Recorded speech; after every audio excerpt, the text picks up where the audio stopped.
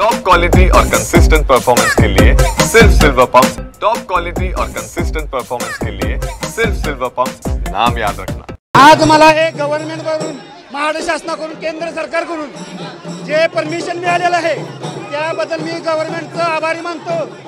आणि नाग हा विषारी प्राणी जर तो कुणावरती डोक धरत नाही, अंधश्रद्धा त्याच्यावर नाग हा डोक धरत नाही किंवा कुणाला इजा करत नाही, त्यामुळे त्याला मारणे हे कायद्याने गुन्हा आहे। मी त्याच्यासाठी प्रबोधन करतोय, एक शैक्षणिक एक धार्मिक प्रबोधन करतोय।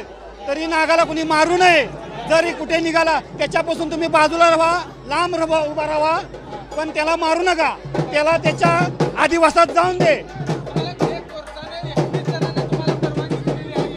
21 ज्यामध्ये शैक्षणिक म्हणजे मी प्रबोधन करतोय की जी लोकसंख्या आहे त्यांना एक आव्हान करतोय की नाग हा मारू नका।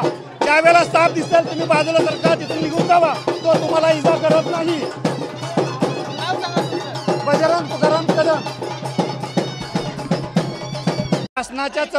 मी शासनाच्या चौकटीत राहून त्याचं प्रबोधन करत आहे। तरी नाग हा मारणे हे कायद्यानं गुन्हा आहे। त्याच्यासाठी ज्या लोकांनी येऊन ते प्रबोधन बघावं, पाहावं। नाग विषारी आहे। आज मला जे म्हणते ठराविक ठिकाणी आज एक चौक आहे जिथं लोकसंख्या जास्त, बाहेरून जे लोक येणार आहेत त्यांना बघण्यासाठी, त्यांना समजून सांगण्यासाठी आम्ही तिथं प्रबोधन करणार आहे। तळीचा कोपरा गणेश नागराज मंडळापाशी। 32 शिराळा या गावामध्ये, या गावाचा पूर्वीचा इतिहास म्हणजे अगोदर चंदनपूर हे गावाचं नाव होतं। चंदनपूर हे गावाचं नाव ज्यावेळेला देवी इथं प्रकट झाली, म्हणजे इथं ठिकाण आहे देवी प्रकट झाल्याचं, ते चरण आहे, पादुक आहेत, त्याच्यानंतर परत श्री आलय असं ठिकाणाचं नाव पडलं आहे। म्हणजे श्री म्हणजे लक्ष्मी, आलय म्हणजे ठिकाण। अशा तऱ्हेने गोरक्षनाथाने या गावामध्ये नागपंचमीचा उत्सव सुरू केला। ब्राह्मणाच्या घरी भिक्षा मागता मागता त्याने पाहिलं की एक ब्राह्मणाची बाई एका चिखलाच्या नागाची पूजा करत होती। तर त्याने त्याच दिवशी भिक्षा मागायला त्यांना वेळ झाला, म्हणजे भिक्षा द्यायला। तर त्यांनी विचारलं की भिक्षा द्यायला वेळ का? तर त्यांनी सांगितलं की नागपंचमी आणि चिखलाच्या नागाची मी पूजा करते। तर गोरक्षनाथ म्हणाले की मी जिवंत नाग जर दिला तर तुम्ही पूजा करशील का? तर अशा प्रकारे ते ठीक आहे म्हणले, त्यांनी पूजा सुरू केली। आणि तिथूनच त्याच घरामध्ये आज तागायत पालखी सोहळा होतो। आणि हा पालखी सोहळा आणि पालखीबरोबरचा नाग त्या मंदिरात येऊन उत्सव साजरा करतात।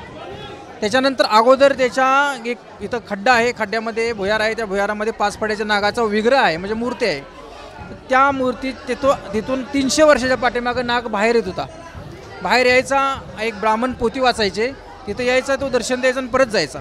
कालांतराने हा नाग येणं बंद झालं, म्हणून विग्रह स्थापन केला आहे, म्हणजे मूर्ती स्थापन केल्या। अशा प्रकारे आख्यायिका बरीच आहे या मंदिराची। तर अशा ह्याच्यामध्ये नागपंचमीचा उत्सव हा जगप्रसिद्ध आहे, जिवंत नागाची पूजा।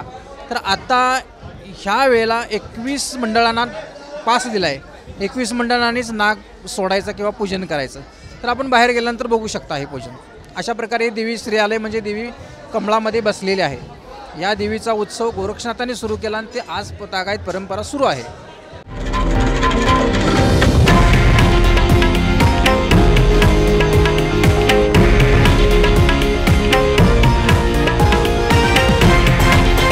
हे आहे देशातील नंबर 1 न्यूज नेटवर्क आणि आपण पाहत आहात TV9 मराठी, एकमेव।